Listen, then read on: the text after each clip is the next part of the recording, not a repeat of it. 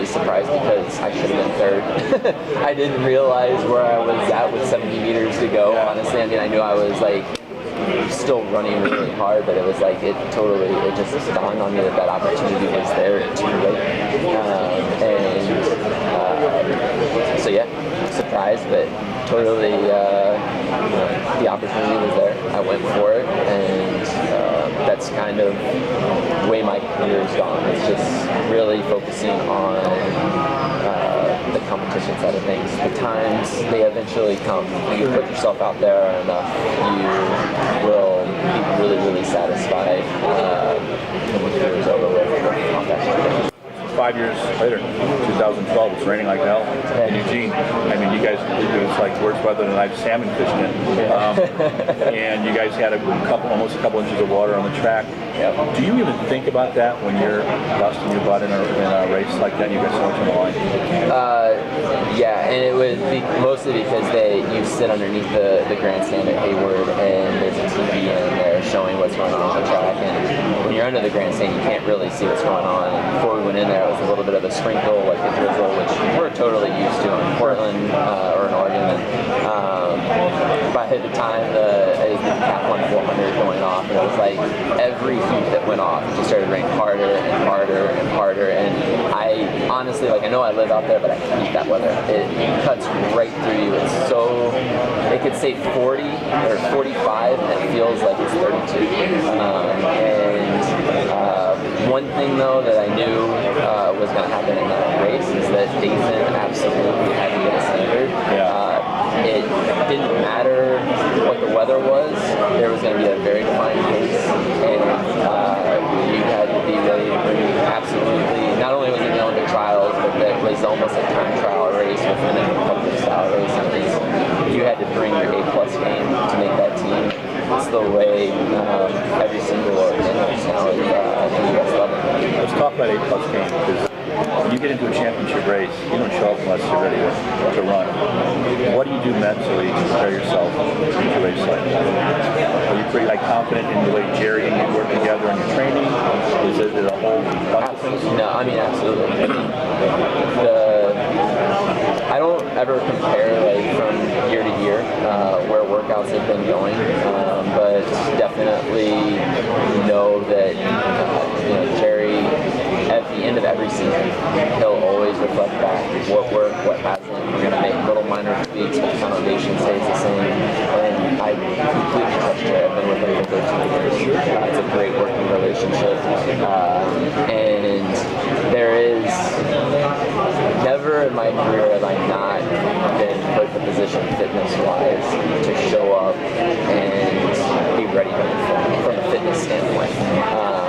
And certainly, I mean, that's why you have to race, and that's why track and field is so exciting, especially at U.S. Trials level or U.S. Championship level, because there's only 3 spots, and some days you time it and you feel amazing on the day. Other times, you totally have to grind through it and suffer, and you just got to figure out a way to latch on to the pack. It doesn't always come easy. So, certainly throughout my career, that kind of mentality and process got easier and easier, but you never know what you're going to get on race day. It's like you do everything that you can to put yourself in the best position, but there's adjustments that have to be made mid-race, and you got to be confident that. Now on the road, you've won 5K USA champs, right? And then you've done the 20K. So tell us about the 20K. Yeah, I mean, I've done the 25K, the 10K, the 20K, the 5K, and all of them have served a great purpose.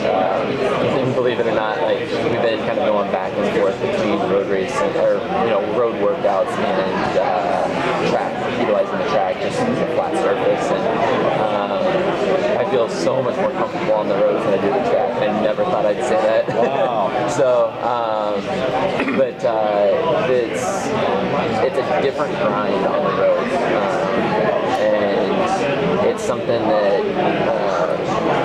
over the course, I think it's more of the pounding that ends up taking the effect that makes you think that you're kind of fatiguing and blowing up or losing the pace. And workout that use the crowd energy or use the competition that's around you to just create a little surge. It doesn't have to be the same amount of time, but definitely learn that I need this kind of constant.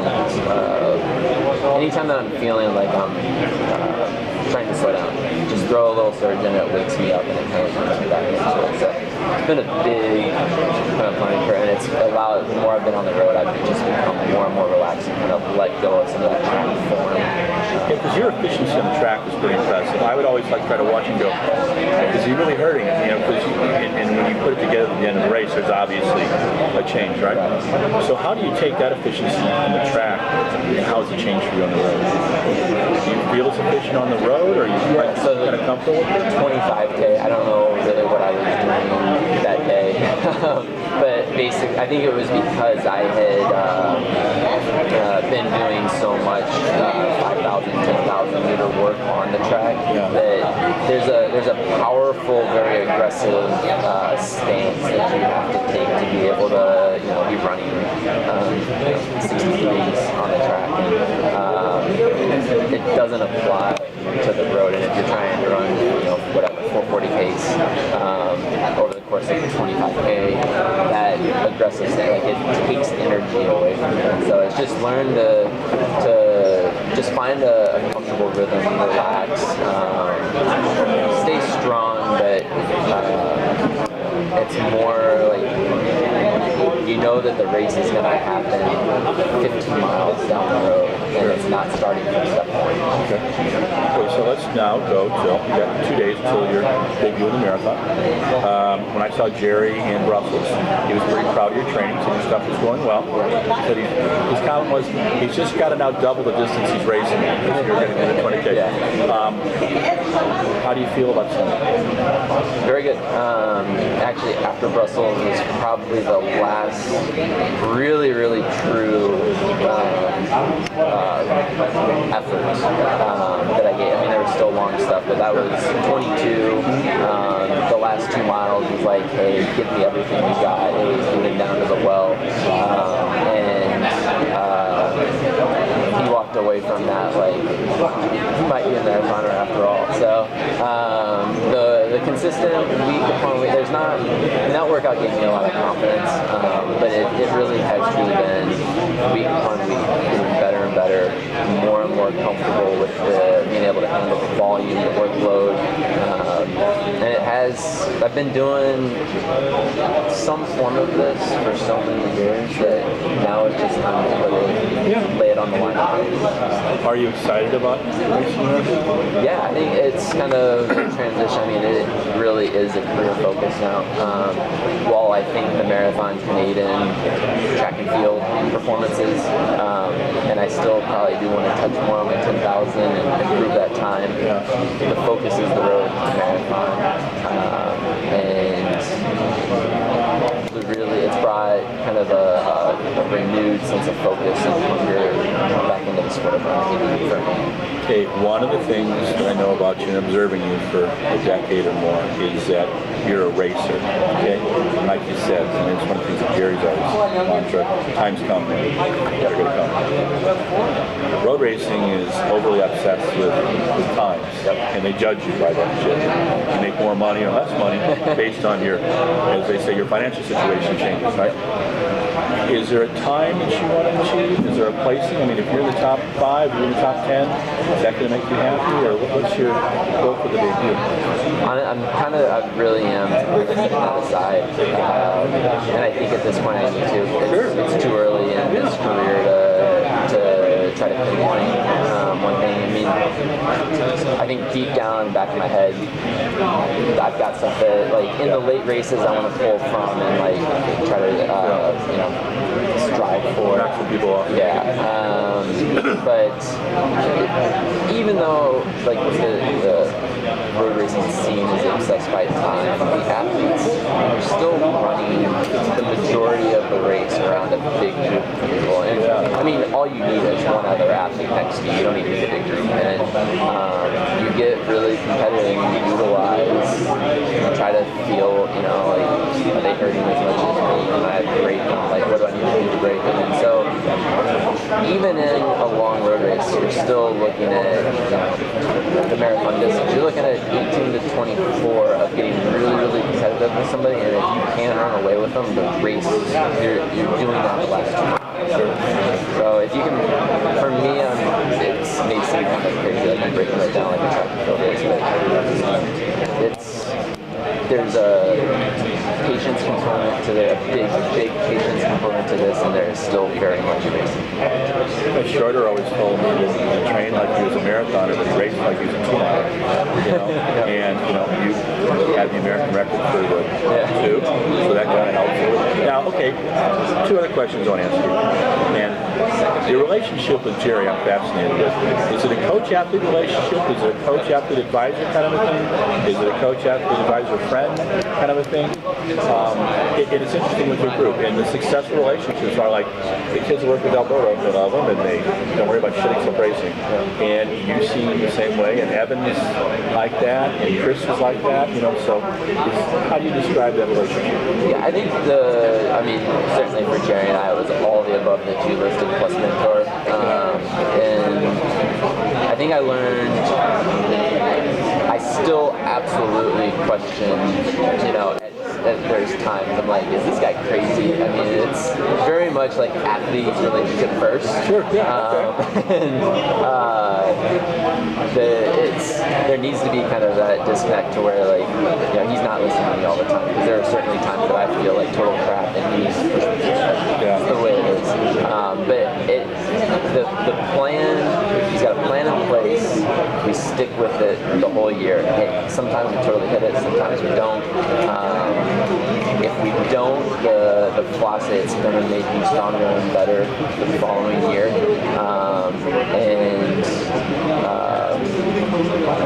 When we, at the end of that year, it's always sitting back and reflecting on, hey, what did we do really well and what needs some work. And he listens to all the athletes. I think that's why there's kind of this friendship advisor, it's a back and forth advisor type of thing. And he expects that from his athletes. And so he makes everybody feel really comfortable, like they've got a stake in the ground as well, like in the game. It's something that throughout the years him and I refine more and more. And it's been a two-way street. I mean, he's definitely taken me to levels I never thought I would get. And from a coaching perspective, it's taken him to the top of the game.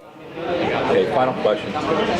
You're back in your hometown, Rolla, Missouri, and you're talking to a group of 15-year-old cross-country kids, okay? So now you've got the experience of seeing how your career's gone. What are you telling these kids who are freshmen or sophomores who kind of go, God, Matt came from our town, he's put it together and stuff like that. Why am I not running well yet? What do you tell young kids about? What do you tell young kids about running? What have you learned? It doesn't come easy. You've got to be willing to put in the work. And, I think something that really fostered everything for me to get hooked in this sport was honestly the team. And it started with the upperclassmen creating an environment that it was more about team first, team performance first, kind of trying to create that long-lasting tradition and legacy.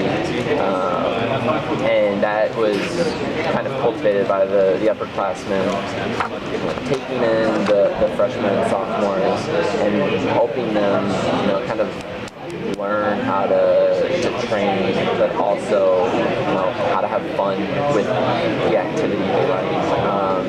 And as those freshmen, sophomores got older and older, it all came full circle, and they would do the same thing. And, it just made, from having a team of 40 athletes that were all one family, it made everybody was going through their ups and downs. But there was always this family atmosphere that could always bring everybody to a better, more positive place. And it that's what I looked for. And I went to college, and usually that was my main focus, like a winning tradition, something that wanted to push you, take you out of your comfort zone, break down some barriers athletically, but also very close-knit team. And it's what we've created professionally, which did not exist 5 years ago. And so it's been very important from that perspective, and just makes the sport way more fun. Tegenkamp, thank you. Good luck. Thank you very much. We'll be crossing our fingers and wearing our Badger stuff. And I like it. Thanks, man. Yep. Okay, good luck. Hey Matt, if I could just ask you a couple of questions about Sunday specifically. I'm Steve, by the way, from Let's Run. Okay. Man, they're hiring outside of the crew now, right? The two brothers? Yeah. You've been with it for a little while. I've been with it for a little while. Actually, I was coached by Rojo at Cornell, so just kind of kept going after that. Now he's my boss instead. Anyway, as far as the pacing goes, I know they're talking about like the top rabbits, maybe going at 61:45. Is there going to be a second? Is there going to be a second group? Do you know? And what would you like the pace for that second group to be? I guess. I mean, if it's anywhere around 64, 30, 65 minutes, there'll be a group for sure. Absolutely. And that would make me really happy. Okay. So, I think the way that we're going to approach it, knowing the way this course is set up, being so spectator dominant, so much energy early on in the race, I think we're going to probably push that back, scale that back a little bit, more like 65, 20, knowing that it's gonna, probably end up faster. If you could hold that to say 20 and we're feeling real good, then you'd be happy to push on at those last 10. If I was anywhere around 65, I'd hope at 18. You can tell you're still good. Negative splits is also a confidence builder, isn't it? It's nice to be as long as you're moving on. Yes. If you're moving forward in a race, it doesn't matter what distance it is. You just keep gaining more and more adrenaline, more and more steam, and all the negative thoughts, they go away. So I'm running my first marathon actually on Sunday too, and people keep telling me no matter what you're going to slow down that last 20, which you're talking about negative splitting. Other people are talking about negative splitting. It's like, can you negative split? Like it's like people keep telling me like, oh, you're going to die no matter what no matter just how slow you go out. They're like that last 10K, you know? Well, I think there can definitely be a negative split. It just might not reflect it over the last 2 miles. Yeah. Okay. Kind of like I think 13 to 20. Yeah, as long as you're still, I think if you can make it till whatever 2 miles to go, like somewhere between 2 miles and a mile to go, and you'll sense the finish line. There's going to be the crowd and the adrenaline. And you may be blowing up, but you're certainly not going to be dog tired, like